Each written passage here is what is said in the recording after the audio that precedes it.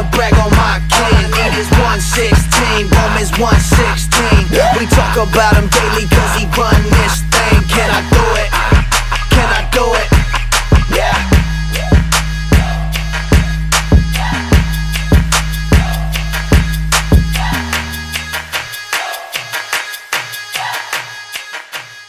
Hello, pretzels, and welcome back to the Tripod, where we love our acronyms. We are here to talk some more wrestling for them ear holes with our boys, Julius Caesar, Stixie Drip Drip. We're jumping right to NXT. It starts off with Miz TV. Of course, they're integrating more WWE people into NXT. Dolph and Root are on. Miz plays footage of Braun being escorted out of the PC. Braun hunting for Ziggler. He's a loser, chants from the crowd. Ziggler brags about how much money they all have. Then L.A. Knight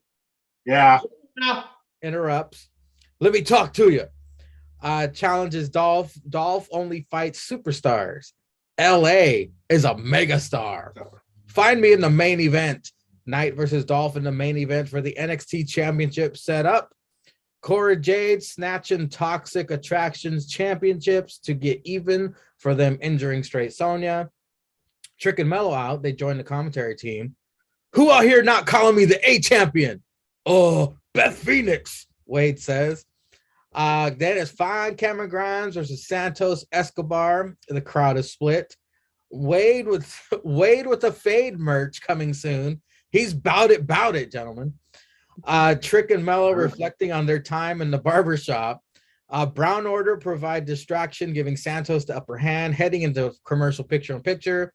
Santos is in complete control, focuses attack on Grimes' left arm. Cameron Grimes is allergic to success, according to Mello. Every time Grimes gets some offense in, Santos has an answer or a counter to it. Santos counters cave in to the Phantom Driver for the win. Congratulations, Santos. You're the first in line to be beat by the A champion, Mello says. Wow. Cesar, Miz TV kicks off NXT this week, and then we have Grimes versus Escobar. What did you think of this? Beginning segments of NXT. No, I thought the beginning segment was good with Miz. I wasn't mad. What are you, sick? You drinking water? I gotta stay sober till after the pod. Then I'm getting fucked up. We don't stay sober on this podcast. Keep it going, man. Keep it going. Let's go. Roll the tide. Roll the tide. No, I'm logging off. I can't trust this. All right, Six. What did you think of the beginning of NXT? So I'm waiting for Cesar. I don't the big hitter hit. Heard that a lot. I know. All right. This was good. The only thing I didn't like. We halt production on the tripod if one of us is drinking water. Yeah. Cesar's like, wait, Mangria, you okay? Did you need to talk to somebody? Man, hey, stop it. Stop recording right quick. Are you blink twice, motherfucker? Somebody wake Troy up. We need Troy. Get Troy. I didn't like how it was Cameron Grimes versus Escobar because honestly, both guys should be in the match. I mean, yeah, was it a great match? Yeah, it was a great match with two professional guys who can go. I just don't like because I feel like both they got to do a last chance thing in which Cameron Grimes can, win that to get in the match. Who we got? A-Kid versus Roddy Strong possibly on Wednesday. Yeah, that should be good. It's close to free money. We're gonna put A-Kid against some more time. I mean, him and Kushida we'll get to later. But I thought this was a little off because no matter who won, now it seems like the other person isn't in that ladder match, in which if both of those guys were in that ladder match, it'd be really, really phenomenal. So I'm hoping there's a last chance redemption here because this was a good match. Both of these guys deserve to be in with Mello. Such a disappointment that Trick didn't say "talk your talk, Wade" when they were making fun of Vic. That's just a waste. It's just a waste of a catchphrase because they were just Trick and Wade were vibing, and even Mello was vibing a little bit. So yeah, it's like not Wade not saying anything, and Trick be like, "Damn, Wade, talk your talk. You out here, talk your talk." Trick was about to say that, but he realized he had a shirt on. He's like, "Hold on, yeah, I gotta take this shit off." I gotta get my baby oil up. I feel dry out here, naked in these streets. Only a man who feels naked with more clothes on. Yeah, Mello out there with no shirt on in a Letterman jacket again, baby oiled up. But no, yeah, Wade with the fade. We get fades out here, Wade. We get fades in the barbershop. Wade with the fade. You don't even get a fade in the barbershop. You got braids. How the fuck can you get fade with braids on? I mean, that don't even make no goddamn sense. But no, thought it was a good match. I thought the opening was really good. LA Knight getting in the main event. Dolph hamming up being the heel champ. Nothing wrong with it. Very strange that it's a 5-man ladder match, right? That's the how it started. When they crowned the first North American champion, it was a 5-way. I know. I'm just used to seeing 6-man, plus the video games and all this shit. But I digress. AEW always having even man tag matches. Dixie Drip, your thoughts on the Miz TV opening and then the match with Grimes and Santos? I thought Miz TV opening was pretty good. That was a good way to bring out Dolph, and then later on we got LA Knight. Yeah. And putting him in the main event, I mean, that's you can't go wrong with that. And as we will talk to you about it later on, it was a good choice. And then the ladder match, I totally agree with the qualifying with Cesar on this. They shouldn't have had Cameron in this match with Santos. I mean, you got to have Cameron in a match with somebody to at least have him win, to have him in the ladder match and keep him in and keep him relevant in title pictures. Because if you just do this, like Cesar says, then you're gonna have to have a last chance qualifier. Which if we do, and if we have good people in it, I think they should make it a last chance ladder match to get into a North American ladder. I think that'd be pretty good. And then I would hope, depending on who they have in there, I'd hope they'd have Cameron win it because he's got to be in that ladder match. I mean, he can go. He's got spots that he can hit in that ladder match, and it would be a shame to have him not be in that ladder match, let alone just not even have him on the pay-per-view. And the last chance ladder match, there'll be a brass ring hanging above the. No, but that would be it'll be red, white, and blue for the North American. There we go.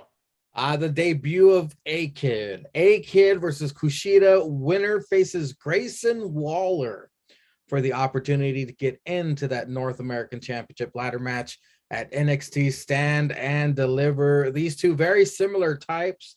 Wade says A-Kid was a former soccer player. He is the Spanish sensation from NXT UK. Impressive athleticism from these two. A-Kid picks up the win with a weird tumbling DDT off the top rope. The Brown Order is interviewed. Santos says he's the greatest luchador of all time. Enter Ray and Dominic. Again, integrating fucking WWE dudes in the NXT. Everyone bickers about who's the greatest. Dom will face Raul Mendoza later on. Sticks, what did you think of A-Kid's debut versus Kushida?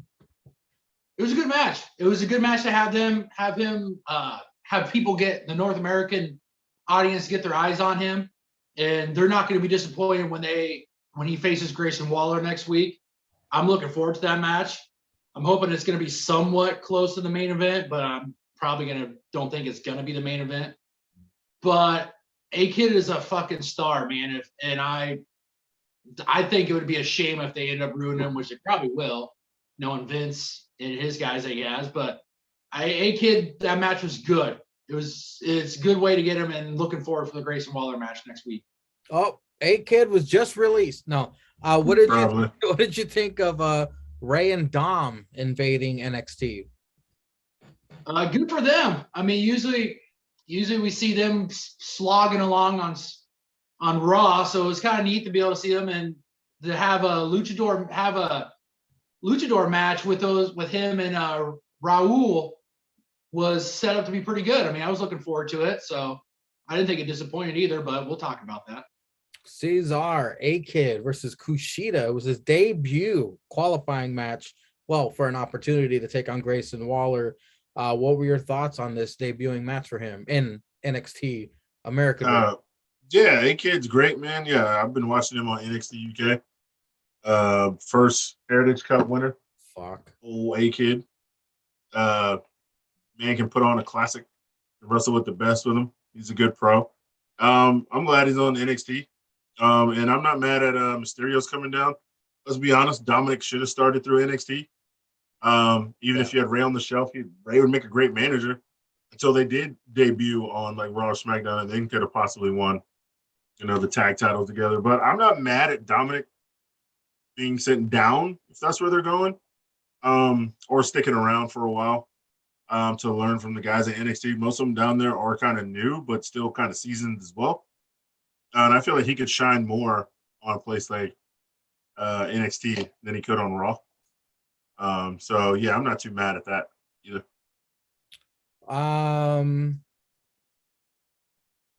I'm sorry, Sticks. I completely forgot about Level Up. I hella forgot about Level Up, dude, man. Don't worry about it. Cesar's doing UK next week.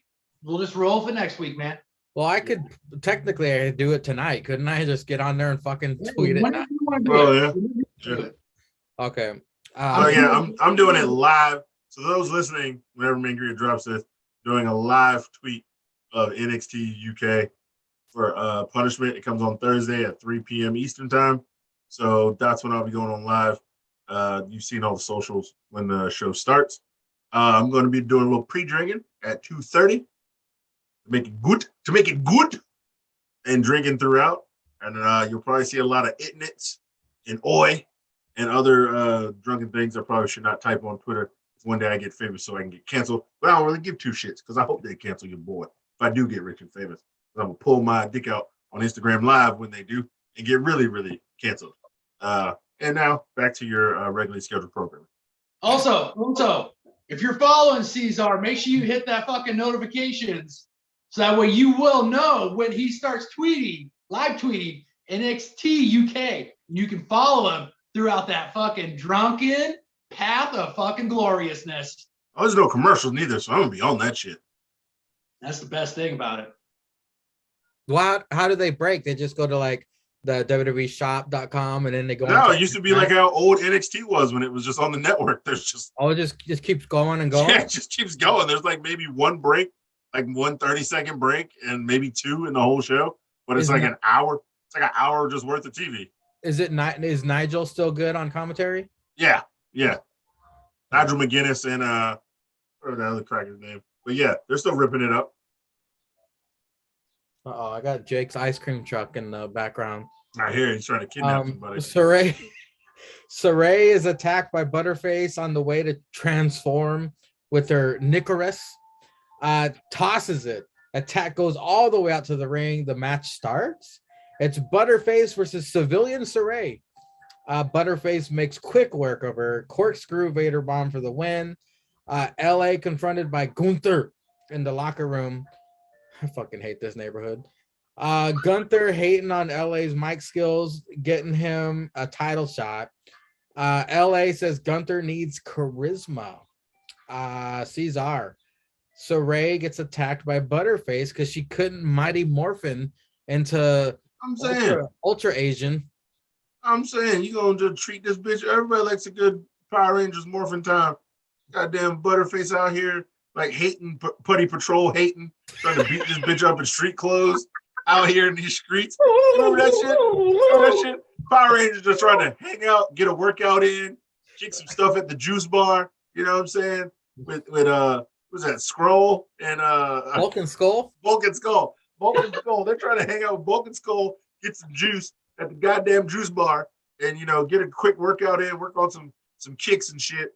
And Tommy trying to finger Kimberly in the bathroom. You know what I'm saying? Billy don't know he gay yet. Zach sitting there dancing. Flute. He's got that fucking. Yeah, he got the damn flute. Yeah. Zach sitting there. Zach's sitting there dancing because he got a 2-piece chicken in the window, getting ready to come out with his juice. So he about to eat some chicken and do his karate dance moves.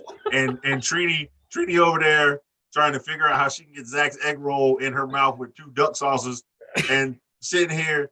They all having a good time vibing. Hey, big ups to Trini. She's dead. Oh yeah, big up Trini. Yo, Stallion Pete. Man, And oof, your girl, you got me through some times when I was younger, girl. Ooh, goddamn, want to hit that slanted push. But you know what I mean? Anyway, back, I digress. Who else? Jason just being all alpha lifting 350 on the bench because he goddamn superpowers and shit. Anyway, yeah, just like, they in there vibing. You forgot Alpha and Zordon. No, they over there somewhere chilling. They in the background. And then, Alpha hit him with the breakers. Yeah. So they run out to the streets, but they ain't morphed yet because it's the damn Putty Patrol. But they don't know it's the Super Putty Patrol. They got the power. You know what I'm saying? And they start waxing these niggas before they can put the suits on. And then that's what happened here. Old girl was a powered up Putty Patrol and waxed old Saray before she hit morphin' time and put that cracker shit on. I mean, put that Land of the Rising Sun shit with 8 soy sauces and 2 duck sauces and 1 honey mustard. You know what I'm saying? And then out here, man, just fucking up the rotation. You gotta let that bitch power up. You can't just be beating bitches at 50%. That ain't no real win. Halfway crooks. Mob deep. Look that shit up, folks. Orange Chicken Zord.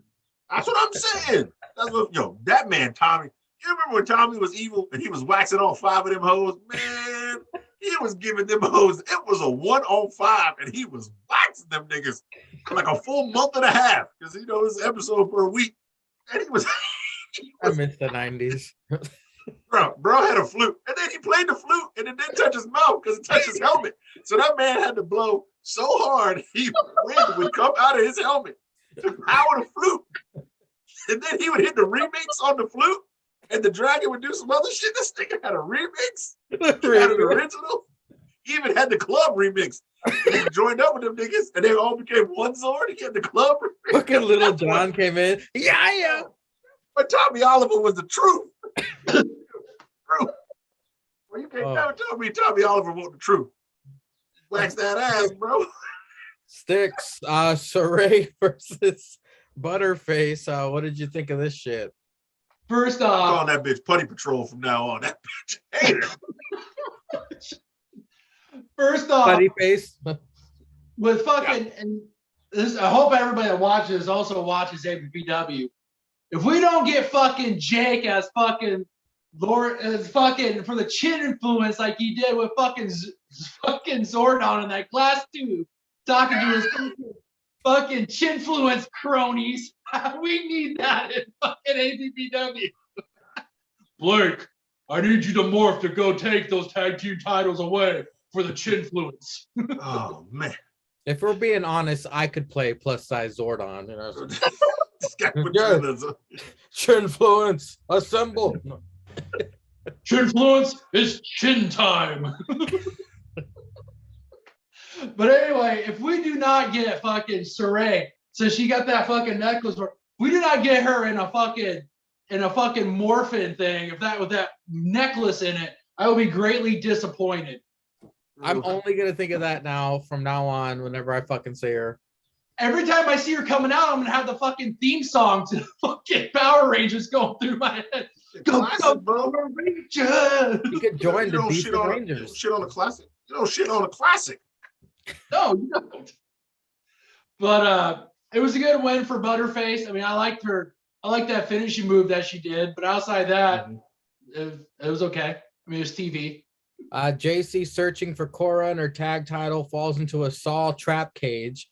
She wants to play a game. Cora locks her in. Tommaso Ciampa comes to the ring and cuts a seemingly farewell promo. Crowd chanting, "Please don't go," amongst some other annoying shit. Tony D wants to take out Ciampa and becomes the new Don of NXT. Challenges him to stand and deliver. They shake hands. Tony knees Ciampa's nards, then gives him the kiss of death. Sticks, this is the beginning booby trap here of the night for Toxic A. Cora doing some fucking Home Alone traps to Toxic A. What did you think of the first of 3 tonight? It was good sports entertainment. I mean, we knew she was going to do something to Toxic Attraction, and there's this nice little thing that she did that they could keep queuing to throughout the whole night, so I didn't mind it. And then Tommaso Ciampa and Tony D confrontation. This is going to be huge for Tony D. I mean, I gotta assume that this is probably Ciampa's farewell, and knowing that he's probably going to lose to Tony D before he gets brought up to the main roster. So it's going to be big for young Tony because this is somebody that is a credible wrestler. I mean, the guy has carried NXT and has been proclaimed as the face of NXT. So this is going to be a huge match for young Tony. And I'm assuming it's going to be a huge win for him at St. Deliver. And I will be very pleased to watch the match, and I probably won't be disappointed. This is a strange tangent here. I miss Toothless Timmy. Cesar, what did you think of JC with her first booby trap of the night, and then Ciampa and Tony D in the ring? You say JC? JC. Oh, I never remember that bitch's name. Yeah. That's why. I thought you meant like JC. I was like, no, it's Cora Jade. It's CJ. That's what I was thinking. I never remember that bitch's name. I don't know. Yeah, not a call. Yeah, Cora Jade running around doing fuckery. I'm not mad at it. You need some breaks in the show. You need some fuckery. Why not do it with some women folk out here trapping these hoes, stealing titles? Why don't you just take all the titles and just leave the arena? Oh, that would, throw them off the Rudy Proo Bridge. Be out here fishing. Smelling trash when a bitch rolls up. Hit her with a fishing pole. Throw the bitch off a bridge. I mean, that's still a top 10 classic moment. I'll never forget. Cora ain't from the streets, Cesar. Neither is I guess the Rock is from the streets. He's from the island. You know what I'm saying? But yeah, man. I mean, go fishing at night with your sunglasses on when it's like 9:15 at night for no fucking reason. I don't know why he still had the fucking throwing bald crackers off the bridge. This nigga had shades on at 9:15 at night, fishing off a bridge. Jesus Christ, Rock. R.I.P. to the Rock, because he's Dwayne Johnson now. It's Stallion Pete. Always Stallion Pete. Hope you both are drinking oos juice up there, my bros. Yeah, getting them in straight. But I wasn't mad at it. Yeah, highly sports entertained. What was next after that? Ciampa and Tony D. Yeah, man, I don't like sad Ciampa. Ciampa needed to be angry, or he needed to be angry with Toothless Timmy. That's the only two Ciampas I like. I like angry and angry with Toothless Timmy. There wasn't no chair out there, so he could kick it into the ropes. The chair was probably mad because he was sad. And then we got old Tony D. I guess Tony D ain't getting in a ladder match. I mean, he was talking his talk, I guess, well, whatever. But yeah, Tony D ain't in the ladder match, but he trying out here to get him some old man Ciampa. I mean, Ciampa, man, as much as he's been through, you should get that cracker a win and then let him leave. I mean, if he takes a loss, I mean, I guess you got to build your new guys. But, Tony D still got the crowbar. Wasn't trying to act like he's all straight up. We know this cracker ain't straight up, man. He's Tony D. He's from the streets, all right? He blows up cars and has cracker sleeping with the fishes and eats spaghetti at his cousin's restaurant that they stole from some hard-working cracker. I mean, we know he ain't from the up and up. You should have known he's going to kick you in the dick. Should have that cup like Gargano had the cup. You know what I'm saying? As much as dick kicking Ciampa done, he should have known better, and he should have had a cup. But yeah, all right, this is gonna be a good match. Old Ciampa versus Tony D gonna come out there and wrestle in his velour suit. Ciampa just gonna be mad with this new music. I don't know why he had to change the music. I don't know why they keep changing anybody's music. Just let the cracker take the music up to the main roster. At least, I mean, you probably gonna call him Jones or something now. So fuck if I know. They're gonna call him like, I don't know, what's some cracker shit y'all call people. I don't know. And now debuting on Monday Night Raw, it's Tommy Gunn. Yeah, some cracker shit like that. Yeah, so I don't know why you need to change his music. Oh yeah, shout out to Mello who said that shit. He said I whooped that cracker so bad he changed his name. Went to SmackDown. I was like, Jesus Christ, it's fucking funny as shit. But yeah, this looks like it'd be a good match. Indy versus Persia. They walk out together. That was funny. This will be the biggest breakup since Nicole Richie and Paris Hilton, Wade says. Wade says Persia and Duke's love story is the greatest love story ever told. Vic tells anyone to tweet, text, or call Beth about this shit. Yeah. Duke appears and distracts Indy. Duke is the sexiest man in NXT. Duke Hudson is basically Pete Davidson, which makes sexy Dexy Kanye West. Oh, God. Dexter slithers from under the ring to scare off Duke. Indy gets the win with the roll-up and then leaps into Dexter's arms. Indy and Dexter slither towards Duke and Persia. They then have a smooch off, dry humping and all. Barrett, you're blushing, Vic says. Gigi is next to fall for a Looney Tune trap from the Coyote Cora Jade, trapping her in a dumpster. Cesar, Indy versus Persia. It seemed like what was happening outside of the ring and commentary table was more entertaining than way what more was entertaining inside of the ring. way more entertaining. Yeah, they come out together, they like pose together, and then you called it wrong at the end, Mangria. You should know this. See, drunk you would have called it the right way.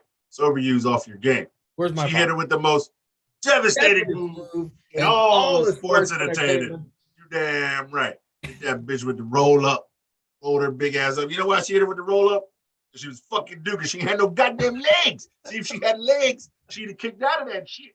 She'd have kicked out of the most devastating move. Because that's a big bitch. Big bitches can kick out of the most devastating move in all sports entertainment. But that bitch ain't had no legs. That's why Indy was there to grip her and roll her big ass right over and keep her pinned. See, she ain't had no shoulder strength. She needed leg strength to kick the bitch off. But she couldn't do it because she had no legs. She's out there getting piped up and riding on that meat. And then, and at the end of the match, the goddamn God came from under the ring. He came up from the heavens because his heavens is below the ring, so he had to come up there. He came up from the heavens, his godlike powers. You know what I'm saying? He ain't had the tool. I was hoping he was going to have that tool on him. I was hoping he was going to stab that cracker with that axe. You know, that way I can retire from watching wrestling because I've seen it all. He came out there and scared that cracker. So we probably, not hopefully, but at least if we're going to get some sports entertainment, we'll hopefully get a mixed tag match with these assholes that stand and deliver so they can get their check so the God can keep wrestling. Hopefully he's going to bring that damn tool. Scare Duke with the tool. And Duke going to run away. That little bitch cracker he is. Or that other cracker will come out and kick him in his knees. So I don't know why they keep hitting knees or whatever. And we know Duke ain't going to have no legs. He's going to be humping that big bitch all weekend because it's WrestleMania weekend. Going to be humping them draws and have no legs and get kicked in his leg. And Dexter going to stab him with the axe. That's going to be the greatest match in history. Cesar, I don't know if you can do it now or if you want to do it after we're done recording, but fire up 2K22. Go to the selection screen on an exhibition or whatever and look at the picture they used for Dexter Lumis. It is not the right picture they should have used. Is it some trash? Dexter Lumis. He's smiling. That fucker never shows emotion. I think he did one time with Indy or something. Sticks, what did you think of this Indy versus Persia match? I was more entertained with the commentary than I was the actual match. But I mean, hey, shout out to Kanye. Shout out to Kanye mental illness and Skeet Davidson. And it was something that we had. It was TV time filling, so it was sports entertainment. This is for sure leading to a mixed tag, by the way. And then that bitch got trapped in the dumpster. Yeah, like we didn't see that coming a mile away. That was the most obvious. Winner of the match will be the first couple of NXT 2.0. Damn right. Beth's gonna come back and guest referee that shit. She come back guest referee that shit. I know every time Edge does some fuck shit on Raw, you jump to her Twitter, she goes, "Oh no." Yeah. this is him. Like you've changed. That's so funny. Raul Mendoza versus Dominic Mysterio. The crowd is split. Dom seems too tall and lanky to be doing these lucha moves. Why is WWE integrating main roster stars so much into this? NXT seems tainted. Oh, Elektra trying to distract Dom. Fallon Henley goes after her. BJ also shows up. 619 frog splash. Dom wins after Ray attacks Santos. Wade and Vic then pay tribute to Scott Hall, which I failed to mention at the top of the show. Rest in peace, Scott Hall. But when we recorded this last week, he was fighting for his life on life support. He did ultimately pass away. So a for real big ups to the bad guy, Scott Hall. Wearing black and white. I don't have a black and white NWO shirt, but I would have worn my Wolfpack one. Well, we'll talk a little more about Scott Hall after we're done with NXT. But until then, Sticks, what did you think? Dominic taking on one of the Brown Order boys. But again, fuck shit out the ring. What did you think? I thought it was an okay match. I mean, like you had said, and I've noticed this throughout all his matches, he is too tall for doing the lucha libre moves. Looks But like Gretzky out there trying to do a hurricane Well, run. all right. Is he too tall, or is everybody he faces as a luchador too short? Yes and yes. yes, both. The only thing missing was the visible chili meat, and then I would have thought. I don't think he got no chili meat. I think he is clean shaven over there. If I see that every night, if I saw it every Monday, I'd be like, fucking Dynamite on fucking USA Network. Holy shit! Why is Gretzky tagging with Ray? What the fuck? Fucking PJ Del Nero's here, fucking Taco Bell's fucking wrestling. What the fuck's going on here? I didn't get a memo. But it was a decent match. I mean, it got Dominic some actual TV time and showed Raul singles wrestling since the last time he singled wrestled, which I can't remember when, but it wasn't that bad of a match. Fuck shit outside, I think, kind of took away from it, but that's what fuck shit outside does. It takes, unless you're a really good wrestler, it takes away from the match, but it was a decent match. Cesar, last time we saw Raul Mendoza have a one-on-one match was Dark Elevation, right? No. What did you think of Raul versus Dominic? I mean, in theory, if it was on Dark Elevation, then technically we didn't see it because we don't watch that shit. No, we don't watch Dark Elevation on this side of the tripod, this side of the Mississippi. We don't watch that shit. It was fine. I mean, this, like I said, this is where Dom needs to be for me personally. I mean, he's had great matches on Raw. I'm not gonna say he's not a good tag team wrestler, but if he wants to have some one-on-one gear, and especially with those three assholes who are actually all are luchadors, if he wants to continue to use that style, why not wrestle with these guys? For right now, just pick up what he can pick up and learn what he can learn. And of course, Elektra sachets her fine ass all the way across the ring. That's a thick broad right there, boy. See, you fuck around with a girl like Elektra too, you ain't gonna have no legs.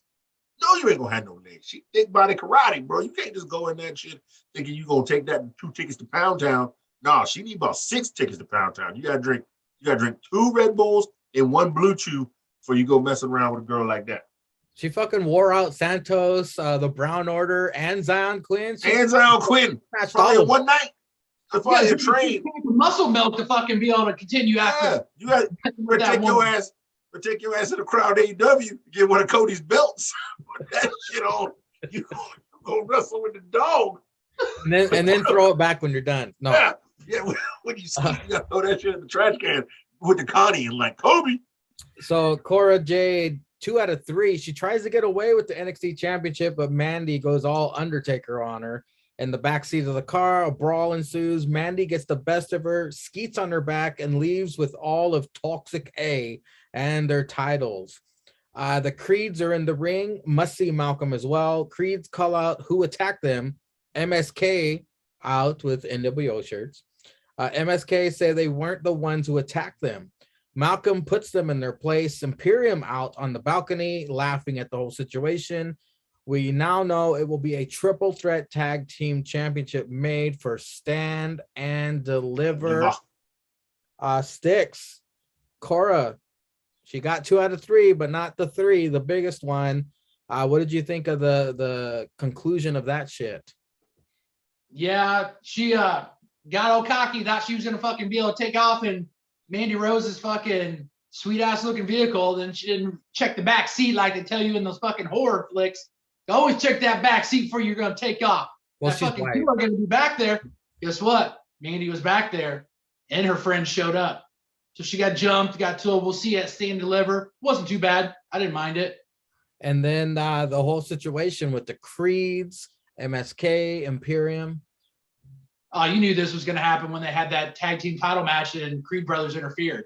And you can see this was going to be a triple threat match because MSK was going to talk that shit like they deserved a shot and they got taken away from them. Creeds got jumped. Imperium couldn't fucking beat either one of them. So we knew we were going to get this. So I don't mind it. I think it'll be a good match. Cesar, what did Mandy spray paint on the back of Cora? I don't know. I wasn't watching that. I don't know if was it a T and then an A or I think probably. It was shitty. I think it was a T and an A, but that stupid bitch was opposite of the camera, so she spray painted her way and not for a camera way. Nobody taught this bitch how to Spray painted. It's like, it's like when you post in the mirror, these dumb bitches getting selfies in the mirror and trying to write shit on the mirror. They don't write it the right way. You got to write that shit backwards, dumb hoe, because that's the way we're seeing it. But anyway, how do you not check that somebody's not in the backseat? Have you seen Mandy? She got the dark hair now. White sluts love fucking in the backseats of cars. Why you not check the backseat first? The bitch was right there, hit her natural element. She was waiting for the hard R's, baby. Yeah, she was waiting. She was waiting for the soft whites, not the hard R's. She's waiting for the soft white. The bitch probably had her legs in the air. That's why the car was open. Who gets in a car that's open down in Florida? You know how crazy that Florida man lives down there. You know how crazy that motherfucker is? She in the back seat with her legs up in the air in Florida in a Range Rover. Who's trying to get skeeted up in a Range Rover? You know how much that car costs? I guess you can get the hard R's to detail it later or something for a whiff of some panty juice or something. But you got this bitch in the back seat with her legs up, and then somebody gets in the front seat. She's like, I can pipe this back here. And she sits up, oh, what's up, stupid bitch? You gonna get in my car? Who gets in a car without the keys? The car's open, but you ain't got no keys. I don't care if the car is a push to start. You need the fucking keys. Why would you get it? This bitch gonna hotwire the car?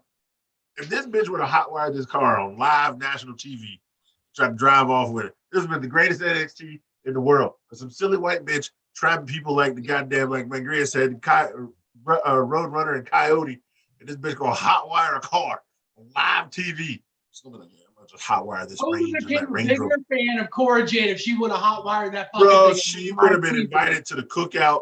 If this bitch would have hotwired a Range Rover on live TV, she can get a plate. She can swing by and get a plate from a Big Mama's cooking. Uncle Steve on the grill, get you some ribs too, bitch. Get your weight up. Get some of that cornbread before you leave. Bitch gonna hotwire a Range Rover on live TV while you got this hoe ass white bitch in the backseat with her legs in the air. Probably still got her heels on, digging into the top part of the car and shit, waiting on some pipe. You know what I'm saying? Got the hard R's fiending, sniffing. This white woman leg in the air. Gotta go out to the parking lot. I smell it. I'm in heat. Yeah.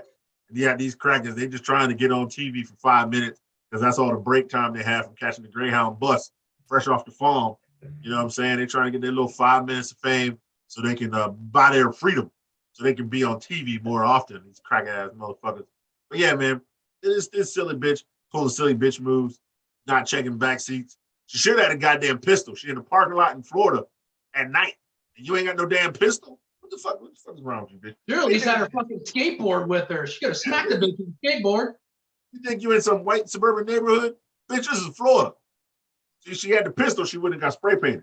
She'd have just stuck Mandy up and robbed her car, and then she would have definitely been invited to the cookout after that. She'd have robbed this bitch on live TV and stole her car. Nigga, shit, Cardi B, my new number one. I'd buy all her merch twice. I shoot somebody say something negative. What do you think of the whole situation with the Creeds, MSK, and Imperium? I see why these crackers got Malcolm, because you just need to take the mic out of their goddamn hands right now. They don't need to talk. The only person in that show need to talk. In that group need to talk is Roddy. He ain't even all that great, but he good enough. These Creed crackers, these Creed, who do they remind me of?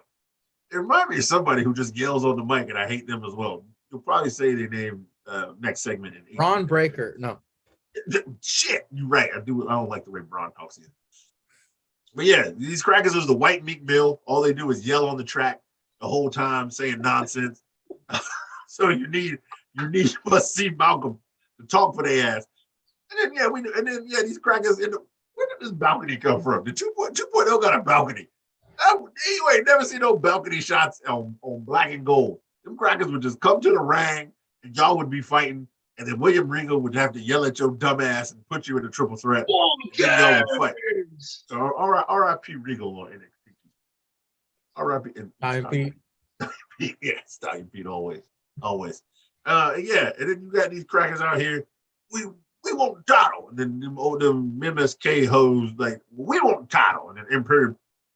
Oi, ain't none of y'all had the title because I'm a bald-headed German cracker, and I slam you all around because I'm super strong. They just fired Cesaro, so I'm gonna take his place on SmackDown. Yeah, now you got all this fuck shit going on, man. We all knew this was gonna happen. I don't know why MSK is still like the title hunt. Them niggas need to take a fall back. Just fight on some regular people. If anything, I can't wait till next week. We'll get to that segment. with my boys, the grizzled young vets. But we'll get to it. Yeah, speaking of that, let me go over that real quick. Cameron Grimes interviewed. He is disappointing. Malcolm confronting the hard R's and the GYV of attacking the Creeds. The hard R's say they only attack the bodyguards and the toxic clowns. The Creeds just bypass them and get in the GYV's face. The match is set for next week. Creeds versus the grizzled young vets, Cesar. What do you think that's going to do? I mean, we had to see our boys, the hard R's, at least once this episode. I'm saying, they had 5 minutes to get this shit on. So what happened was the Creeds was whispering to them off camera. They was like, Greyhound. They were like, oh shit, gotta go. Just come take our place. So the Creeds was like, oh yeah, white people shit. And then the hard R's, got back on the Greyhound so they could make it back to the farm in time. You know what I'm saying? They probably ate on the bus this week instead of sitting in the back with no shirts on. Did they have shirts on? They didn't. I don't think they did. They still ain't got no shirts or no merch. Still ain't got no shirts. So yeah, they probably had to eat their ham sandwich and their sour cream and onion chips on the bus while going back to the farm, with their ginger ale, their 12-ounce soda and ginger ale. Probably had to eat that shit on the Greyhound on the way back. But they just, trying to get their 15 cotton minutes. Ain't picking itself, man. That cotton ain't picking itself. It don't never pick itself, man. Fucking Colonel Sanders is sitting on that fucking porch like, imagine if I named the episode. where's those 2 hard R's at? My cotton's not being picked. What's wrong? I'm saying. What's wrong? I'm saying. Massa just sitting there. Like, look. Vince paid me a lot of money to get you 2 hard R's on this work release program, but I gave y'all specific times. Y'all need to be back picking this cotton. Y'all didn't feel quoted this week. And y'all didn't pick all this cotton. I bought you the Greyhound tickets, did I not? Yeah, see, that's what I'm saying, man. They gotta get back to the farm. Gotta get that quota up. They sitting there too. They too busy trying to scare off Mandy with the 15 feet of dick. And see, Massa don't know because Massa don't watch. He ain't got cable. Massa don't know what they're doing. Massa just know they travel down to Florida, shoot their little 15 minutes of fame. They get their ham sandwich, and sometimes when they do a good job, they get sour cream and onion chips. That's all Massa know. Imagine walking into the NXT locker room and saying, "Hey, this cotton ain't gonna pick itself."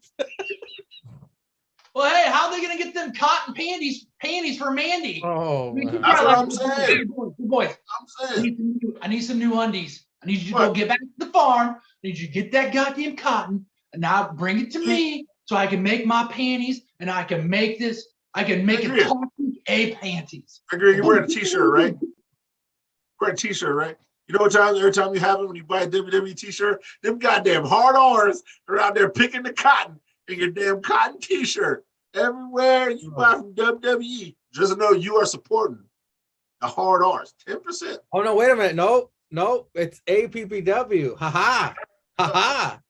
Oh, I'm just saying. There's still cotton in that too. And them damn hard R's be picking cotton, especially picking cotton for WWE. Every WWE shirt you guys buy, them hard R's get one less whipping on their back from the damn field slave master driving them out there. Master be happy. Because they pick the cotton. Vince pays good money for the cotton. The hard R's can get on the work release program and they can keep getting their ham sandwiches and sour cream and onion chips. Look at Sticks over there supporting the hard R's with his shirt. Damn right. Come on, I help the boys. I help the boys out. The man of the people. Sticks, what did you think about that before we move on? The GYV versus the Creeds next week. What did you think of that whole segment? For sure, Malcolm needs to be the one that talks out of that whole group. I mean, I like Roddy's my boy, but even he can go off every once in a while. So Malcolm is there. He is the voice for these voiceless puppets. So he needs to be the one that talks for them. But otherwise, I think the match is going to be good. It's going to be really good. I think it's Julius Creed. He reminds me of this stupid looking cartoon character, like this duck. He has this. I'll send you guys a picture in the chat when I find it. But every time he talked on the microphone, like Cesar said, he was shouting like the white Meek Mill out there. The way his face looked, I'll send you the picture in the chat. But let's get to the main event of NXT. It's for the NXT Championship. It's Dolph Ziggler versus LA Knight. Yeah. Wade says Grayson Waller deserves this opportunity more than LA for winning the last man standing match last week against LA. Makes sense to me. LA still feeling the rib damage from last week, but holding his own against the show off. Commercial picture-in-picture, Dolph takes charge. Knight bounces back, dishes out the kicks. Braun Breaker arrives back at the arena. Rude helps distract. We get a super kick and a retain for Ziggler. Braun comes to the ring, wants his rematch, a stand and deliver, attacks Rude. The match is set. Sticks. Wasn't too impressed with this main event, but what did you think of this main event of the night? I thought it was an okay match. I mean, anytime I get LA Knight on my TV screen, not only cutting promos, but wrestling in the ring, that was pretty good. And it allows Dolph Ziggler come back down, give him something to do outside of calling everybody kids and fucking basically outdating himself. But it wasn't that bad of a match. And we got what we figured we were going to get. LeBron Breaker and Dolph at stand deliver. So it was a nice way to tie it up at the end. So Cesar, when Dolph faces a kid and he calls him kid, we kind of match up, right? Of course. I mean, that's the only reason why he's there. He's not leaving before he does that. What'd you think of the main event of NXT? I thought it was a good match. I don't know what you were hating on it for. I was expecting more is all. And then the fuck shit ending, I didn't like it. Well, you knew it was going to be fuck shit. I mean, Bobby Roode was out there. I'm just explaining to you why I didn't like it. Okay. All right. I'm just saying. I thought you knew it'd be fuck shit. That was a good match. I mean, yeah, LeBron Breaker drives his car, but I don't need to know why he just parked his car in the middle of the street. He could have parked it in the spot and then not rev the engine. He could have just got out of it and then walked back. Oh, it's in the building. No shit, he's in the building. But he didn't have access on Tuesday nights. It's a fucking gym. I mean, what kind of fucking cracker shit is that? If I pay for a 24-hour gym and I can't access it between the hours of 8 and 10 on a Tuesday, or some cracker I pay fees to said I can't, I'm going to punch that cracker in the mouth. He can't lift as much as me. Then I'm going to punch his employees in the mouth. Then I'm going to go lift 300 pounds on the fucking bench rack. Because I'm LeBron Breaker and I do what I want. While Harlan stares at me creepily in the corner. Yeah, playing pocket pool or scratching his ass because Joe Gacy done jumped another load in it. His fruit booty ass. Wait, didn't Dakota Kai do something this week? Like we didn't talk about that. I don't remember. Okay. She said that what was it, Toxic A is weird. Oh yeah, I remember. Yeah. Wendy Chu loves orange soda. I don't, that's fucking stupid.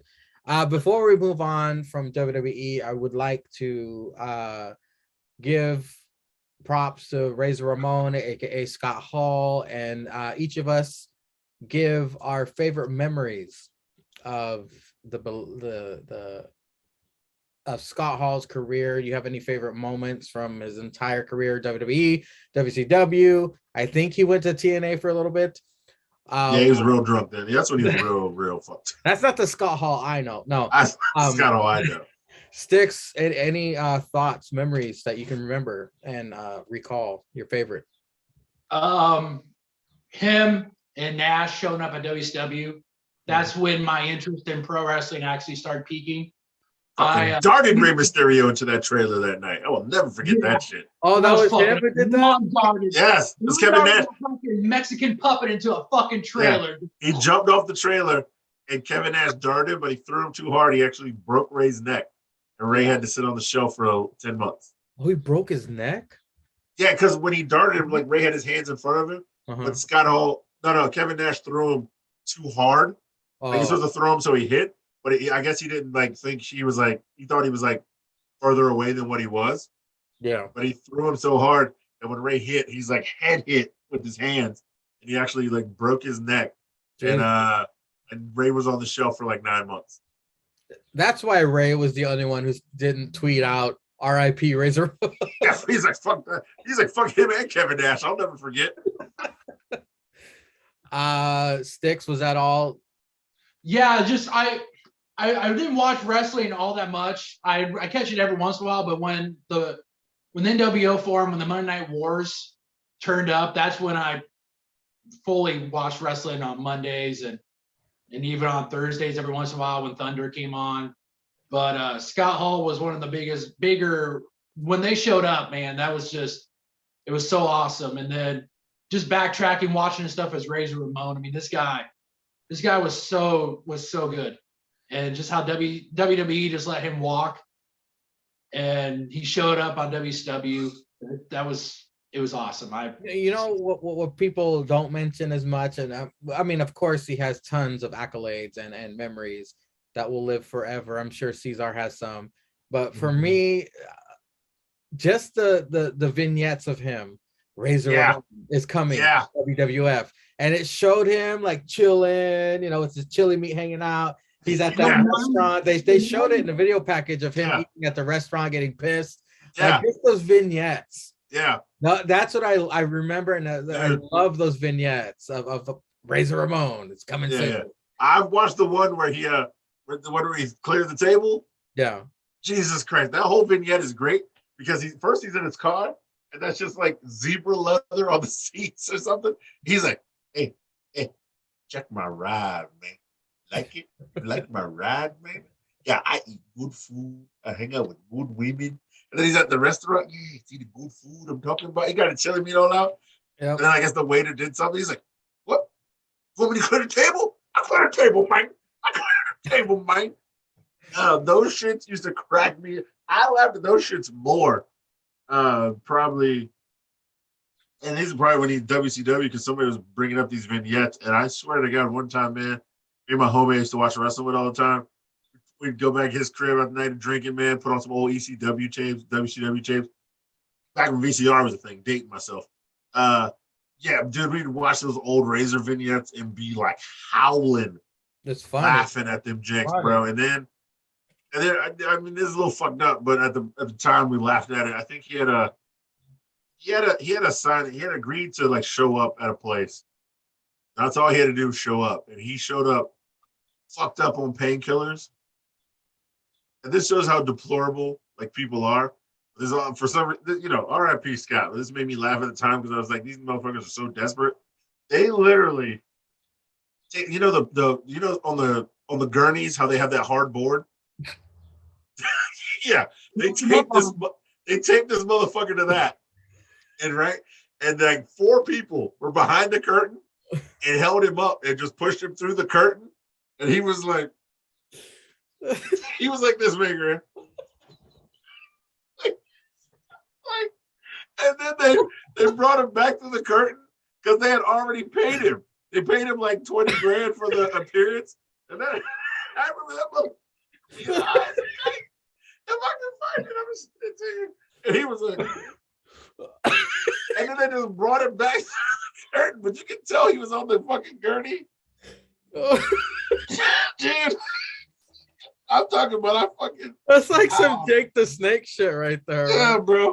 But this is back before he went to rehab and he was on shit. Hold on, man. Dude, if I can find this shit, I'm gonna tell you I'm gonna fucking cry. Well, I'm gonna fucking cry.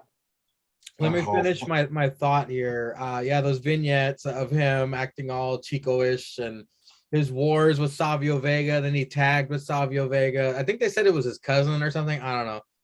But the only other 2 superstars vignettes, the coming soon vignettes that come to mind are Carlitos and Alberto Del Rio's. Like Razor Ramon, Carlito, Alberto Del Rio, those coming to WWE vignettes, those ones always stick with me. Rest in peace, Scott Hall. Oh, this isn't a fitting tribute. But what I'm saying. But no, he entertained us, man. That's true. That was entertainment, Cesar. Those coming to Raw Veer segments aren't piquing your interest? We've seen the same one 38 times, Sticks. All right. They changed the hue of the color on each one. That's it. To try and make it seem different. Veer's in the back with the hard R's making fucking shirts. Cesar, what was your favorite Scott Hall memory you can recall?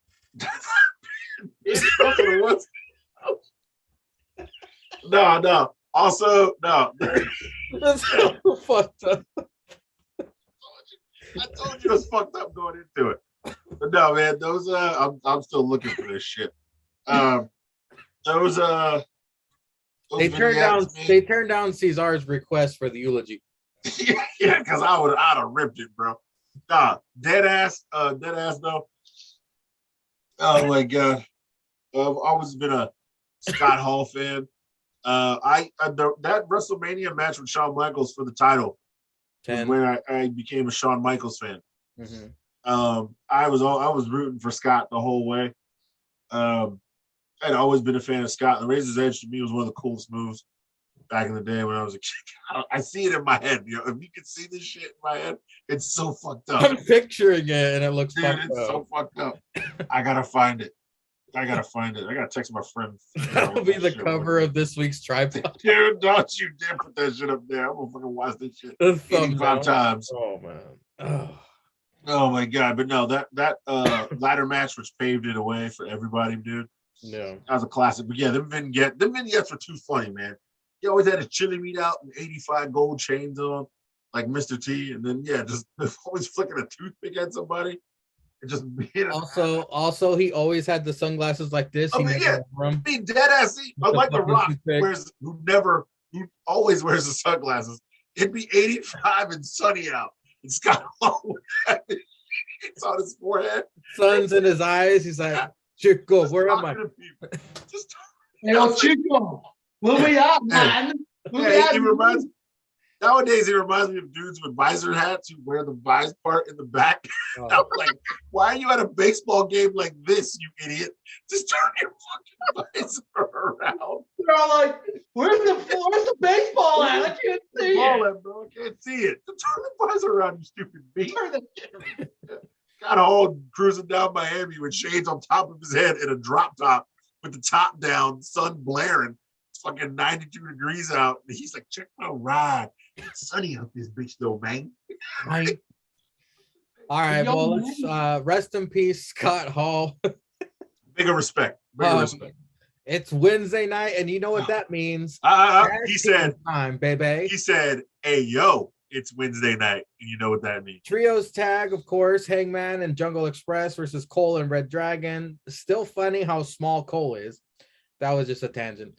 Red Dragon and Cole isolate Luchasaurus, dismantling him. Luchasaurus manages to tag in the champ as he dumps some cowboy shiznit all over them. Jungle Boy flies out of the ring onto all three of them. Luchasaurus, Jungle Boy, and Hangman triple moonsault onto each of their opponents.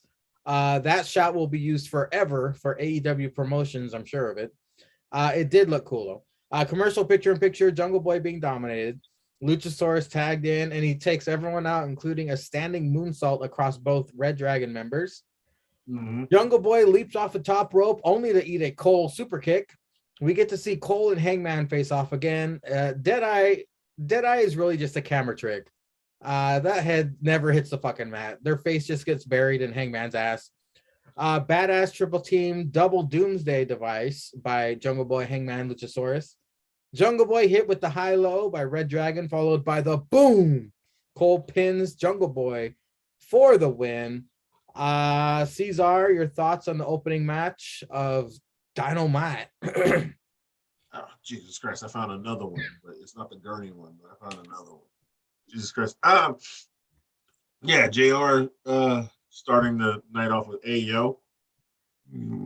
It's Wednesday night, you know what that means. I'm totally fine with repping Scott Hall and then still paying homage to Brody Lee, but please can nobody die with a catchphrase so JR's opening thing doesn't get longer. I don't know what he's gonna say it next week too, isn't he? Yeah, he's probably gonna. Hey, he's yo. not gonna say it for. Yeah, I'm gonna say it for the rest of the month. But if he keeps it up forever, Jesus Christ, I don't need anybody else. I don't need like Stone Cold dying soon. So it's like, hey yo, it's Wednesday. You know what that means? Hell yeah, brother. Some shit like that. No, I thought this was a good match. The funny thing is what that Jim Cornette shit he said, where sometimes it feels like AEW does a spot just because it's a spot. The triple backflip thing, moonsault thing. Yeah. While I thought it was cool, with how long it took to set up, I realized that's why he's saying that, because it felt like a spot just to have a spot. But if it was set up quicker, I feel like it would have been cool and it flowed better. Well, But, see, like, it took- they need more footage for the opening, so they gotta I- stuff that in there. They need footage for the opening for. They keep adding people. It's just people in there. Keith Lee's in there. Bloody CM Punk is there. Ruby Riot's in there. She ain't been on TV in forever. I think I saw Miro. I don't know. I think Marco Stunt had 2 seconds in the intro, and his contract comes up in like 3 weeks. I mean, that's all they're doing. They show like 3 moves and 85 people because that's what the roster is. I think Sting had 2 photos in the fucking intro. I don't know, man. You know, he's got to get 1 for AARP and 1 for his senior citizen discount. You know what I'm saying? Oh fuck. Anyway, the match. I thought the match was but yeah, the double Doomsday device also a spot to set up a spot. But I understand that they have the Doomsday. They do that Doomsday device that way every time. But doing the double is a spot to have a spot. We can't say it too loud. We can't say it too loud because JR is gonna go, hey yo, it's Wednesday night. You know what that means? Oh, what a rush. And that's the bottom line.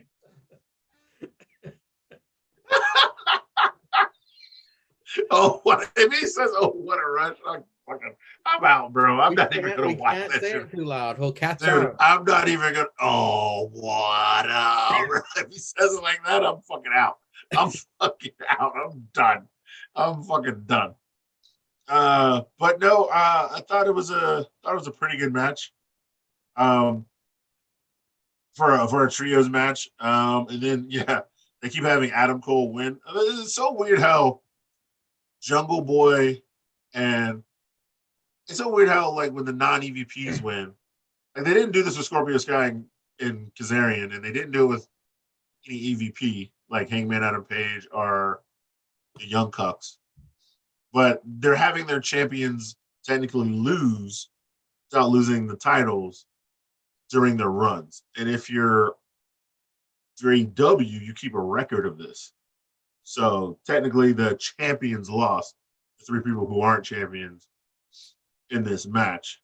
And you know, they don't do this when the Young Bucks were like undefeated before they won the titles and only lost when they lost the titles. But you know, we like Alcero Romero and them remember lost the AAA championships during their AEW title run.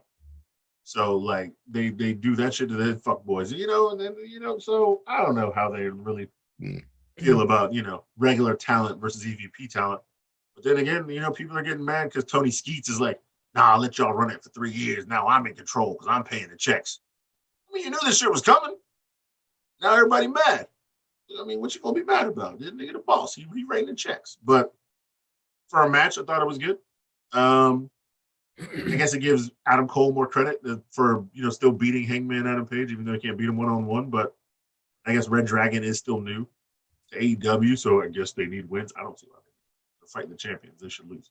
But you know, I don't rate the show. I just talk about it with you, gentlemen.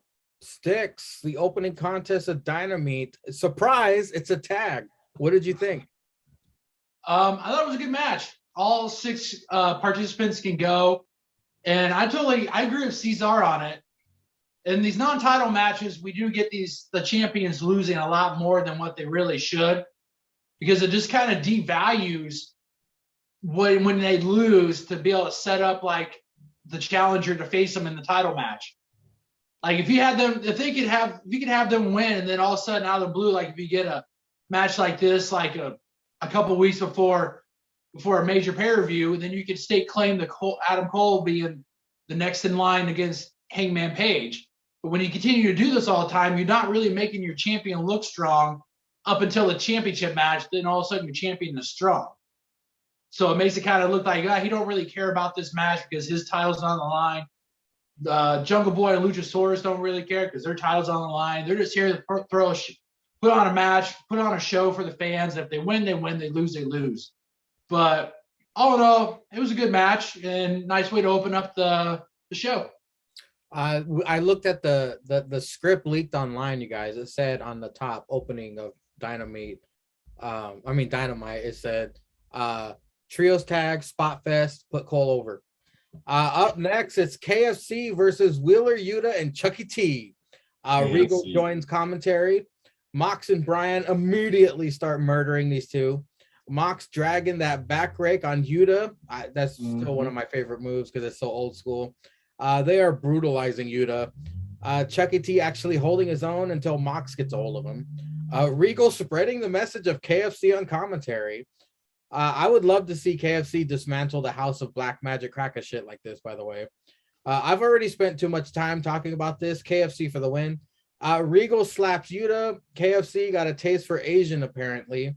Real quick, after this, FTR fired Tully. I wasn't aware. Yeah, that was last week. Yeah, that was last week.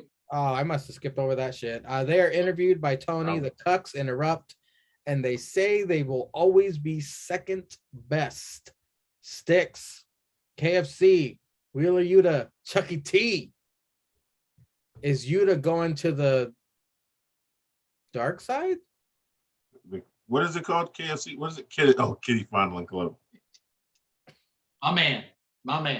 That's good shit. It was good to see Chucky T and Wheeler Yuta get on TV. I mean, we hadn't seen Chucky T on actual, like, legit TV unless you watch that dark elevation bullshit YouTube stuff. But I mean, it's good to see old Chucky T get on TV.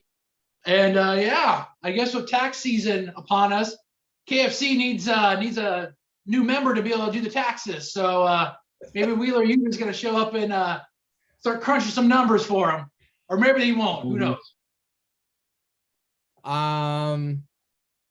FTR fires Tully. I guess Cucks and FTR. We're going to see another match between these tag teams. I mean, you know, AEW and their tag teams, but these are two tag teams that can fucking go and entertain. What were your thoughts? Yeah, I guess the word on the internet that they dropped some hints or supposedly that maybe Bret Hart's going to be their new manager. Oh God, I can go without these guys having a manager for a little while. I mean, I think they're good. I think they're pretty good on the mics themselves, and they can put on some pretty good matches. So I'm not going to be mad if we get them in the Cucks again. I mean, they put on pretty good tag team matches, and like you said, AEW isn't short of tag teams. So, but these two are one of their higher up tag teams. So I'll be looking forward to it. Hopefully, it'll be on a Dynamite or a Rampage, but they'll probably push it off towards the next pay-per-view, maybe. Who knows? Cesar, the murder of Wheeler Yuta and Chucky T by KFC. What did you think of this tag team match? I wasn't really entertained by this match. Not even sports entertained. Like it was like a match. I don't know. Like I don't know because like they didn't seem to like take it seriously. Like the KFC fuck out of Wheeler Yuta, man. That's it. They beat the fuck out of Wheeler Yuta, and then like he showed some life, but they were like just putting him in shit and like I don't know. They were just like laughing with each other in the corner, like yeah, we're much better than this dumb shit. Yeah, we got to do it this week. Like I don't know. William Regal on the mic. Excalibur, you didn't do nothing for my career, so blah. Like that shit was funny to me. Fucking Danhausen's with these motherfuckers now. Like, how many people are in this fucking group? I didn't even write them in my notes because that motherfucker did not matter.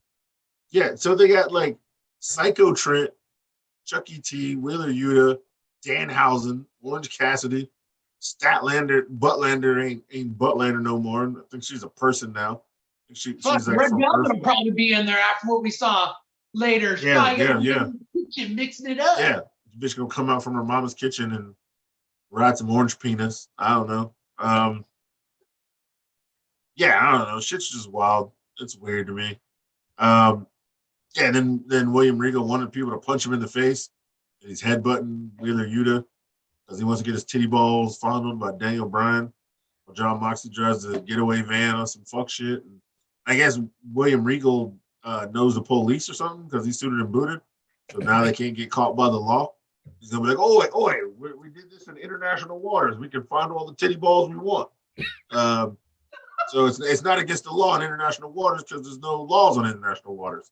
So yeah, we can fondle all the titty balls, grown or small. So now Jake's gonna get new ideas about international waters, titty balls. You know, little kids ain't safe no more. They're gonna be on boats. You know what I'm saying? Just traveling back and forth between England and America. and in the middle of the Atlantic, Jake gonna stop the boat and just be fondling titty balls on all these kids and promise them ice cream for their anuses after he's done with it because it's on fire from his little pecker. I don't know what's going on, man. I'm just here to watch wrestling. I'm gonna go over the AEW action figures. Like, hey, come to the van. I got this new Danhausen action figure. We got a bunch of these Cody Rhodes action figures. Come on in, little kids. I got a Danhausen pop. It's autographed. Come on, come on. The kid will shoot Jake for that. Fuck you.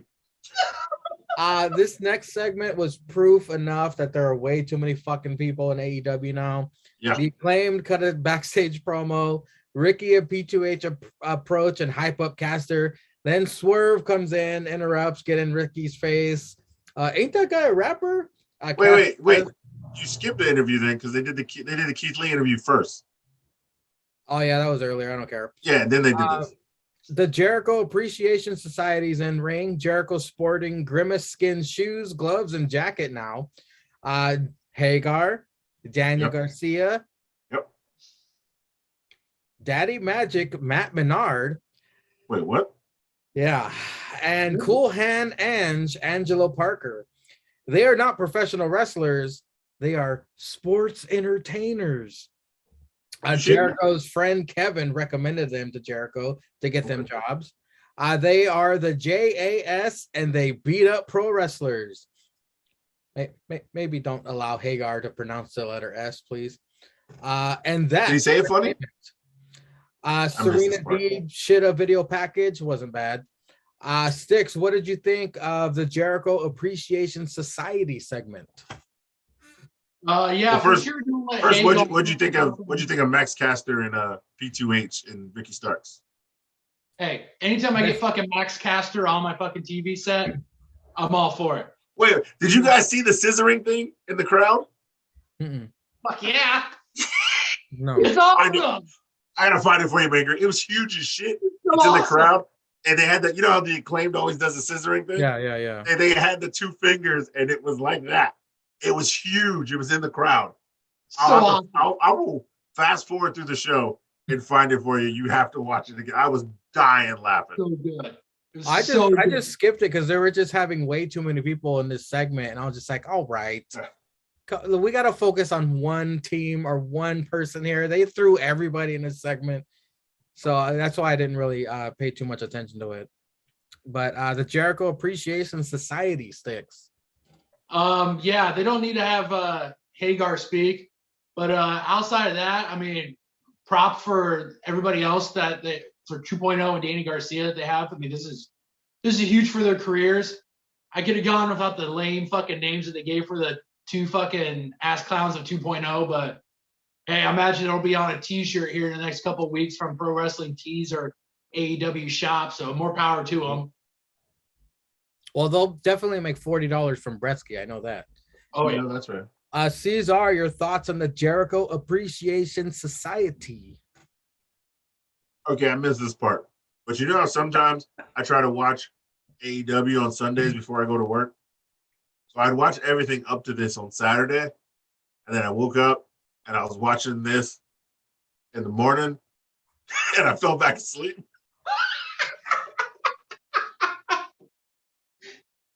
And when I woke back up, I think it was in the middle of the Wardlow match, so I just rewound to the match. I didn't rewind to the promo. So I don't realize I don't know anything they said in this fucking promo. I was done. It was mildly entertaining. I mean, it was kind of corny as fuck, but I mean, it's Jericho. Jericho, he can make stuff work, but I mean, they're gonna run out of content in that. Shit. Well. Yeah. They're gonna dry up that shit. WWE, the whole sports entertainer thing. It's just like this another thing that they do. They shit on WWE because wrestling, world wrestling entertainment and all this shit. It's just, yeah, you hear this stuff every freaking week from somebody on the show, and it's just getting boring anymore.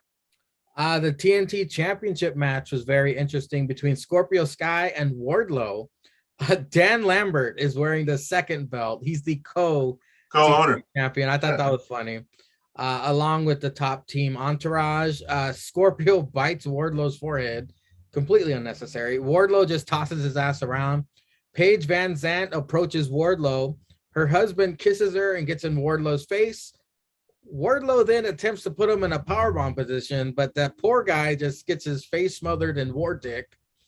Scorpio takes him out before commercial picture-in-picture. Scorpio dominates during. The body damage has been done, but does not stop the powerbomb symphony. He gets a 3 when Dan Lambert distracts. Wardlow goes for a powerbomb on the outside, and here comes Brittany Shawn Spears with 2 chairs comes out. MJF then pushes Wardlow into the ring post. I guess that was enough to defeat Wardlow with the most devastating move in all of entertainment. Scorpio retains. Spears, Scorpio, top team guy attack. MJF gives Dan a wad of cash, and then MJF attacks with the diamond ring. Cesar, were you awake for this part? Yeah, I rewound it and watched this. What'd you think? Is Paige Van Zandt hot? Oh, yeah. I feel like her body's hot. She's okay. It's not And bad. she's okay.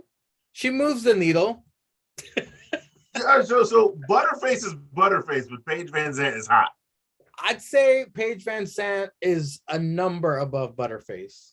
Not skyrocketed, but I'd say a number. I didn't say that. I was just asking a question. Butterface, I'd say, is a 4. I feel like Butterface has a better face than Paige Van Zandt. Say that. Paige Van Zandt has got a way better body. I love Butterface's ass. That's a nice ass right there. No, you really. She do got some cheeks. She do got some cheeks. Yeah. Right. But anyway, I digress. Yeah, we knew this was going to happen. I don't know why he brought 2 chairs and only hit him. Oh, that's right. We're calling her Putty now. The Putty. Yeah, Putty. Yeah, Putty Patrol. Putty Patrol. Yeah. Yeah, old Putty Patrol hating ass bitch. Yeah, Dan, what is with this 2 belts? Fuck shit. Dan Lambert being co-owner and wearing this fucking belt is quite funny. Hilarious. Where's Ethan Page? Well, he don't want. He couldn't get a check. Tony couldn't write him a check this week. You know, Ethan, you stay in Canada, you stupid beach. We don't need you for this. We're good. And then, as they say, those ring posts are square. So with them being square, they can cut through a vertebrae or knock you out even. Yeah. or knock you out even harder if you run into them. So that's why old Ward Dog was the most susceptible, the most devastating move in all of sports entertainment. You must have just watched Rampage, didn't you?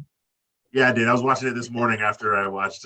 That's what they were talking about that square ring post about the. I watched it before I went to work. After I watched the rest of AEW, I just put on Rampage. Let's see. Oh, I was wondering if we weren't going to have a WWE guy in a segment, because actually there's been at least 1 or 2 in every other segment of today's show. And then Shawn Spears came out and got me right. Kept checked all the boxes. There's at least 1 WWE guy in every fucking segment of the show tonight. I almost forgot his name was Ty Dillinger in fucking WWE. Ty Dilly. The perfect 10 Todd Dilly.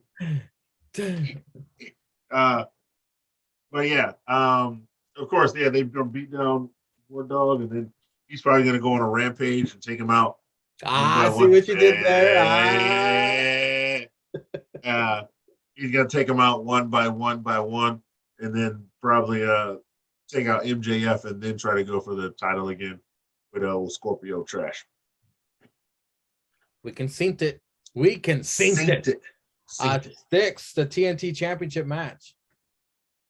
This wasn't too bad. I mean, for it essentially to be a spot in the beginning of the program between War Dog and MJF, but I really do hope that at the end Wardlow does become at least TNT champion. I mean, I don't know if he'd have him be the guy to unseat Scorpio.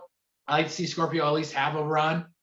But all in all, it wasn't that bad. I mean, War Dog got some of his moves in. They got American top team fuck shit out there. And fucking Dean Lambert having being co-champion. That fucking shit's hilarious.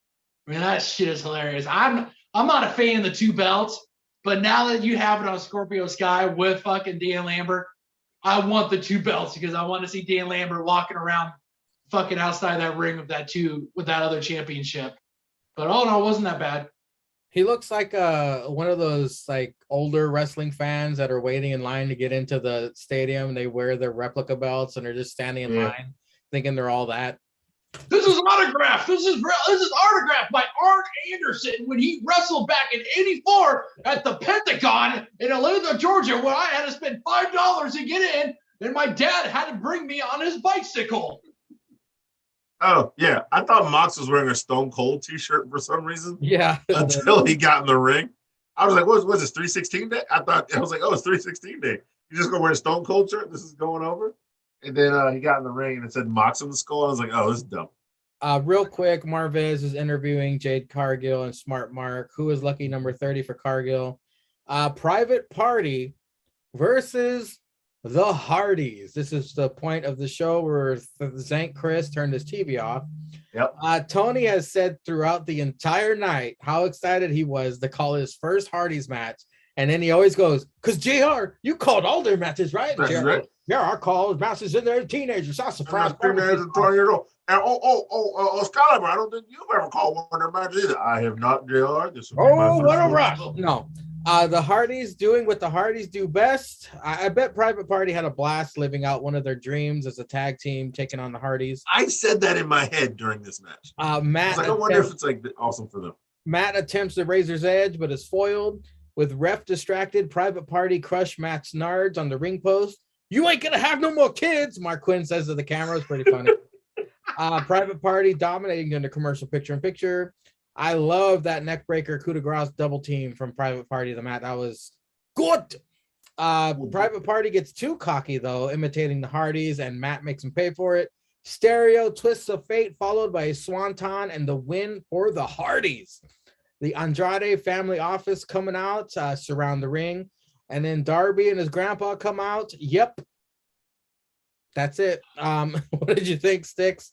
The Hardys debuting in AEW versus Private Party. Shots. What we want, Shots. what we need.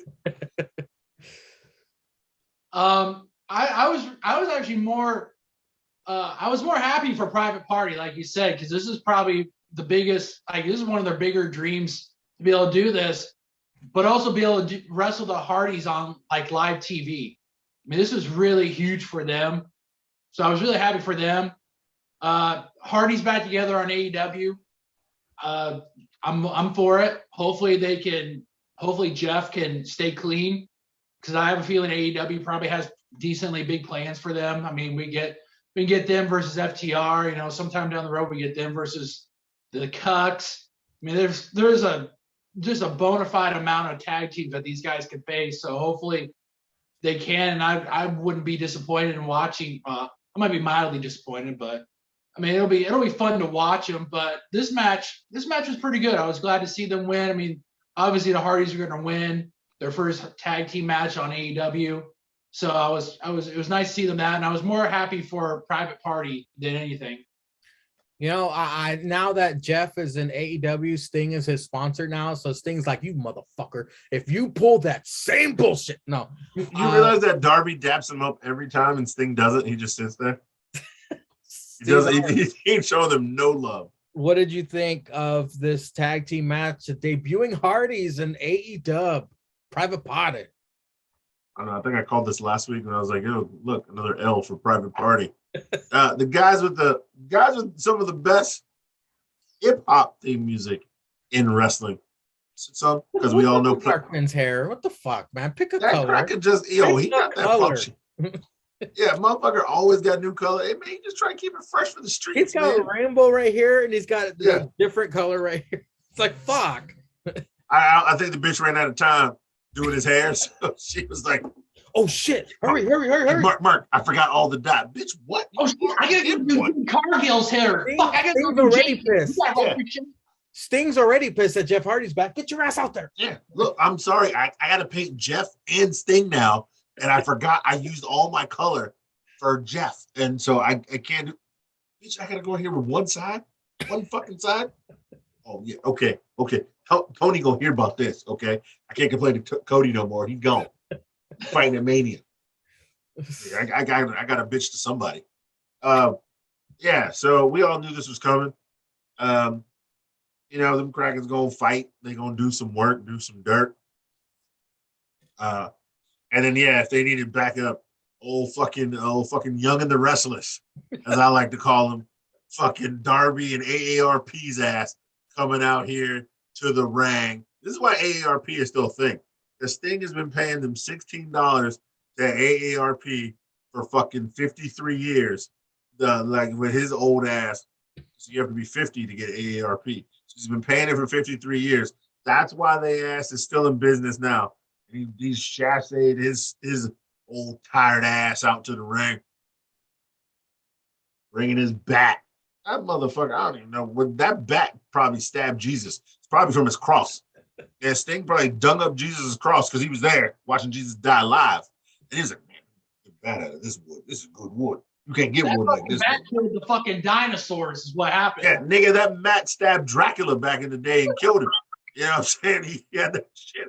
He fucking made it. He fucking shined it up and made it a stake and stabbed Dracula. The Sting's been thrown out of history like a fucking Assassin's Creed or some shit. When you plug into a new body, it's really just Sting. He's been through it all. He's seen all the ancient artifacts of the world. About Sting is when he's out there to support Darby or he's out there to support whoever, and he follows the person who's in the other person's corner. Like you see him walking, it looks like he forgets halfway why he's there. He's like, wait a minute. He's probably sitting there like, man, can't wait Where's to get him. Where's Lex Luger at? Why am I here? He's like, man, I remember when Darby was fighting Cody. I would just walk over to Arn and look at the Waffle House menu because I knew I was waking up at 5:45 and I was going to give me some hash browns smothered, covered, and chunked. Those were good days. I don't even know what's on the Denny's menu anymore. I don't know how to work this internet. Darby's got to show me how to get the Uber Eats delivered to the hotel. I don't know. I wish Darby would hurry up. By the time he comes out of it, the janitors are sweeping the ring. The crowd left. Crowd big gone. And then man, this fucking old ass cracker just out here just walking around. And then so we're gonna get this 8-man fuck shit. Texas Tornado. How do you have a Texas Tornado 8-man? They ain't got no old people on the other side. That was set up on Rampage. Well, whatever. I don't care because we don't talk about Rampage. So you got to loop all this old shit together because the same shit happened just in reverse on Ram Trash. Yeah. Yeah. Darby fought the Butcher, somehow won on a count out, and then Sting's old ass was already out there. And Matt Hardy looked old because Jeff ran to the ring. Matt Hardy he was jogging. He was like, here's a cheeseburger. Man, Murder Hawk was right. He was like, Murder Hawk was right. This shit is hell. Hold on a second. Hold on, Jeff. Fuck. Jeff, look, give me some of that cocaine you take, baby. I can't. Get my inhaler.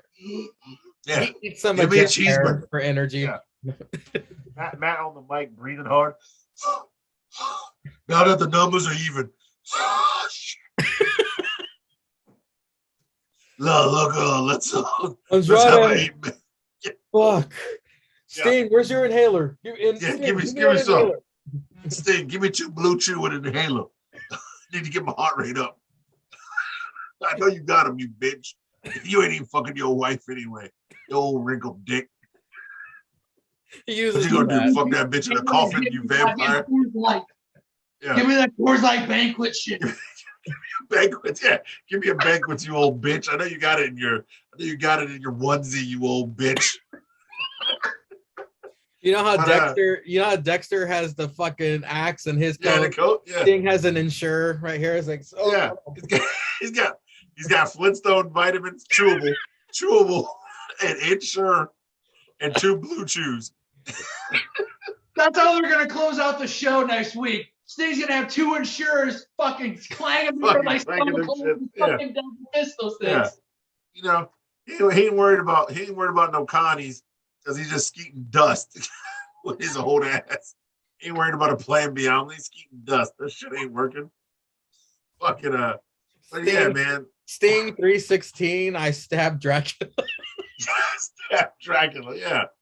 Fucking yeah, stabbing his old ass. I beat Genghis Khan. Some shit. But yeah, man, you knew these crackers was going to. Oh, no, you forgot about the best part where it looked like Jeff Hardy had the match beat. He's going to go for the swanton and just like fell over on him. It was like, It confused the commentators. The commentators were like, well, oh, he was too close for something else. He was too close to do a swanton. I was like, I think that nigga was just having a flashback of being high and forgot what he was doing. He just didn't flip. He was just like,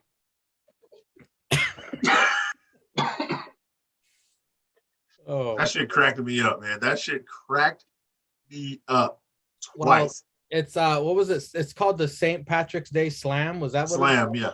Yeah. The main event of this St. Patrick's Day Slam was a steel cage match for the AEW Women's Championship. The Doctor, Britt Baker, DMD versus Thunder Rosa. A mariachi band kicks off Thunder Rosa's entrance. I had enough of that today. I didn't need to hear it during wrestling as well. Crowd loving them. Some Thunder Rosa in her hometown. The Doctor with Scott Hall themed gear. Big up, Scott Hall. Stallion Pete. The Doctor busted open early. JR prematurely calls this a bloodbath. Unless he's familiar with the Doctor cycle. I don't know why he said that. These two women beating the hell out of each other. Thunder Rosa eventually busted open as well during the commercial break, actually. Britt super kicks the ref. Fire Thunder driver, no one to count it. Yep. Air raid crash from the Doctor to Thunder Rosa off the second turnbuckle onto a pile of chairs. Aubrey's fucking tranny looking ass runs out there for a 2.5 count. Christ. The Doctor builds a temple of chairs and puts Thunder Rosa on the top rope. Thunder Rosa ends up smashing the Doctor's head onto the cage, making the Doctor fall onto the chairs.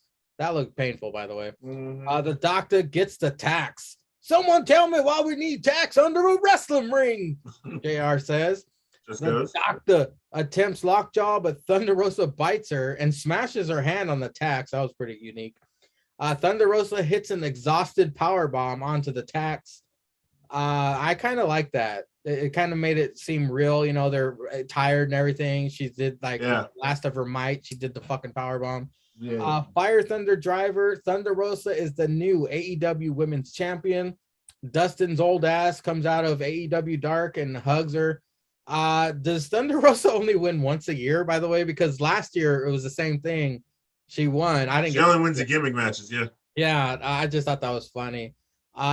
Cesar, the main event steel cage match. What'd you think? While it was a good match, it was unnecessary. Because why not have this woman win at the pay-per-view? Yeah. With like people watch. If you're just gonna do this, 2 weeks later? Yeah, because what they did last week. Oh, she beat legit Layla Hirsch to have this match. Yeah. Like, why do that? Like, why not have her go over on the big win? Like, because it's funny, usually you lose in your hometown. Yeah. Like, why Imagine give if her it was her birthday? She would have got murdered. Yeah, it'd have been fucked. She'd have been fucking hometown and birthday. Yo, she dead. She'd have died. Britt Baker would have got a gun. Fucking yeah. Why do this and not on the pay-per-view? You do this kind of shit on the pay-per-view. Because no champions change hands on the pay-per-view. So if you had plans to change the women's title, when Britt debuted with the new title, why not make it with the new champion? And she could have debuted with the title and then handed the belt to Thunder Rosa. Nobody would have been mad at it. We knew this was coming. Britt had a long reign. She got all her shit in and she fucking people up. Why have this gimmick match with Thunder Rosa winning when it probably would have enhanced that former match they had at the pay-per-view if Thunder Rosa would have won? The people would have been excited about that. It would have brought air back into the room instead of like the air being sucked out of the room because they thought CM Trash and MJF had a good match, which is trash. God, whoever said that's a fucking idiot.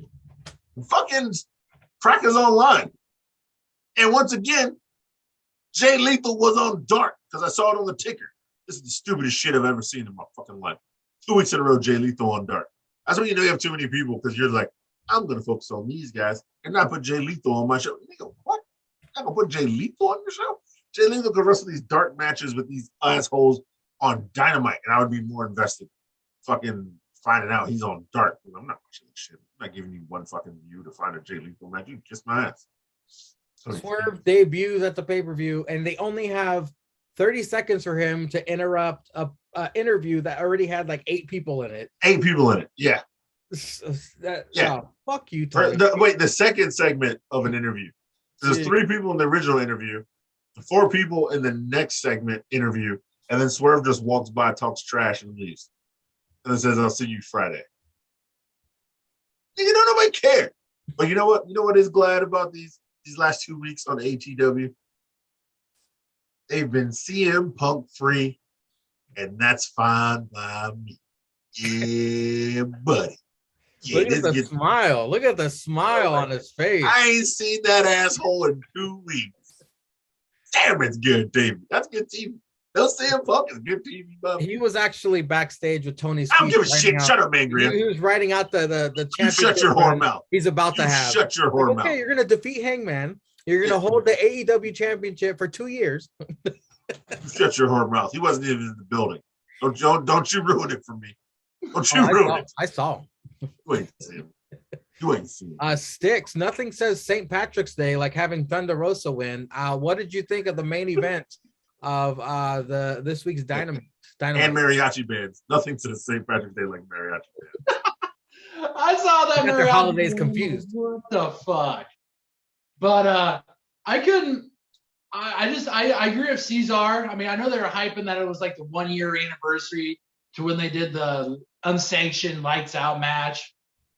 But you should have had this happen at the pay-per-view because you would have, like Cesar said, you would have brought some more. You would have brought the air back in the arena. I couldn't stop looking at how fucked up they had the ring.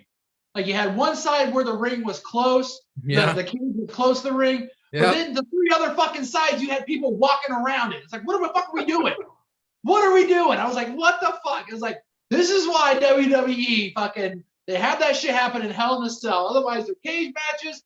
They cut the fucking square hole in the side so you can stick the fucking camera lens through. Yep. You can do that. That took my attention away from a lot of that fucking match. I'm like, these fucking guys can walk around. Then fucking Aubrey just sachets her fucking trainee looking ass out there, fucking pops open the fucking door, shuts it. Struggle. You see the bitch struggle to get in the door? I know. I'm like, this fucking door is unlocked. There's no padlock. There's no fucking chain. Her dick got caught in one of the chain links. Here we go. Something. She don't know how to fucking open a goddamn cage. Like, what the fuck? But all in all, not that bad of a match. Congratulations to Thunder Rosa. We'll see how long she has for a title reign. How long we well, it'll be interesting to see what we get from Britt Baker now that she isn't champion. See which way she goes with that. Maybe she's number 30. Who knows? Maybe she tries to become like the first woman to hold the AEW championship and then TBS championship. Who knows? But all in all, match. And the second the Doctor takes a TBS championship away from Jade, they're gonna get a new TBS championship belt. Yep. Guys, did any championships change hands during Revolution? No, it was a clean sweep. Champions won. Yeah. That's what I said. It was we went over it. Look, Jungle Boy and them won. AEW is giving me a headache. Look, Jungle Boy and them won. Jade won. Sammy was in a trios tag, but he defended on Friday and he won. Yeah. Hangman won. Mm-hmm. The Doctor. And the Doctor won. That's it. They only have 5 titles, right? Yeah. Fucking changing hands on St. Patrick's Day. Fuck shit. Yeah. 2 weeks later, they pulled the trigger when they could have had one of them lose. Well, but everybody won it like fairly around the same time. So therefore, they're trying to keep it all. Yeah, they're gonna. Somebody's gonna have to be a transitional champion, lose it quicker. The next championship. Hopefully not Scorpio Sky. Well, ladies and gentlemen, thank you for sitting through this. Thank you for listening. Like, subscribe, all that good shit. Leave comments if you want. See Cesar in the comments on Instagram. You got all the links and everything. Well, not the links, but the stuff you need to know at the intro. And until next time, ladies and gentlemen, I think we have a new close to the show. I think you'd all agree. Ladies and gentlemen, until next time, big ups to Stallion Pete.